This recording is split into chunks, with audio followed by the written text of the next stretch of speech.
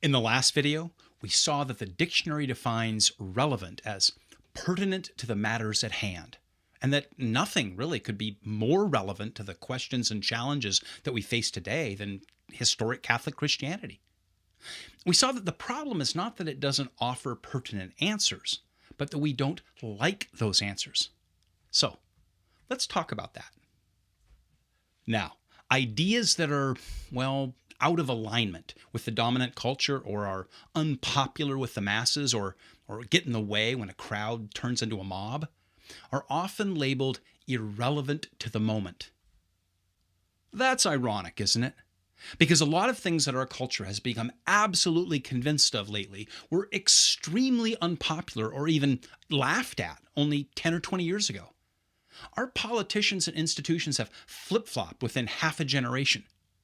So, were the things that they're absolutely certain of now irrelevant then? You see, popularity is no judge of truth. Lots of good ideas were unpopular at one time or another. And throughout history, lots of terrible ideas have taken root and ruined a city or a country or even a civilization. Historic Catholic Christianity offers pertinent answers to the matters at hand, but they are unpopular answers because they contradict the messages from our cultural influencers today: academia, the arts, global corporations, establishment media.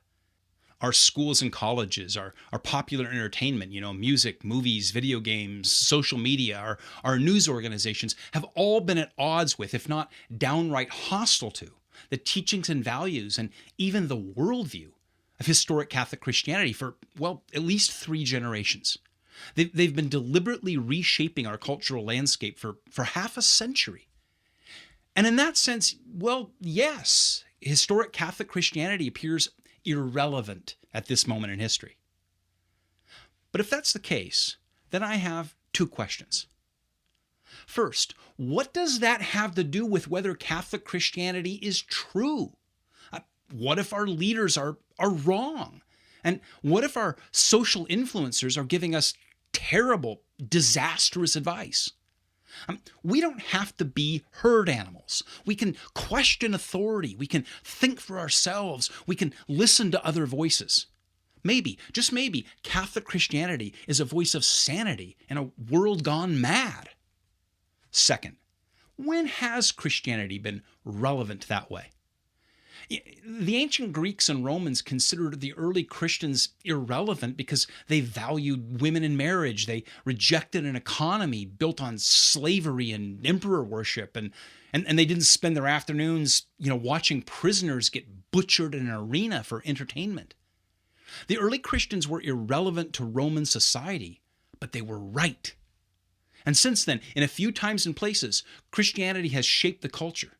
But over its 2,000 years, in most places around the world, more often than not, it was unpopular.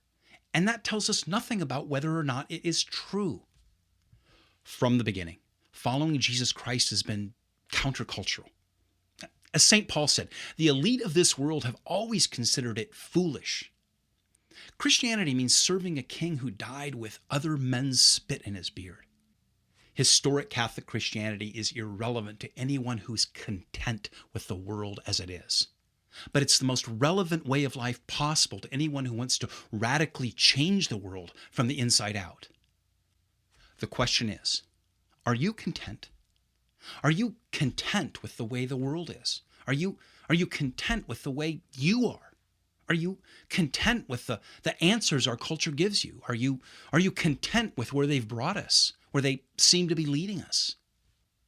If not, consider coming along for the truly radical, deeply relevant adventure that is historic Catholic Christianity. And please like, share, and subscribe to our channel so the adventure can grow.